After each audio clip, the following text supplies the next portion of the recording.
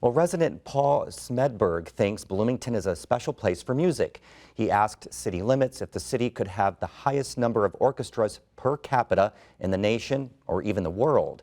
Now, we have to admit we couldn't find a solid answer, but neither could we find a reason to believe Smedberg wasn't onto something. Bloomington doesn't show up well on the lists kept by big orchestra associations, and they don't keep per capita data. Wikipedia says Bloomington doesn't have any orchestras, and we know that's not true. I use Jacobs School of Music as the major reason Bloomington, a city with a population of only about 85,000, can claim 12 or more orchestras. Jacobs has 8. Bloomington also has the Bloomington Symphony Orchestra and high school orchestras, including the Hoosier Youth Philharmonic. That combined group of Bloomington High School North and South musicians has played at Carnegie Hall and the Kennedy Center. Smedberg wondered if Rochester, New York might compete with Bloomington for the per capita title because of the Eastman School of Music.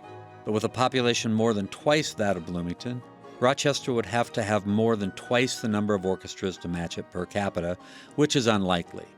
Beyond the U.S., Vienna has at least a dozen professional orchestras and who knows how many youth and amateur ensembles.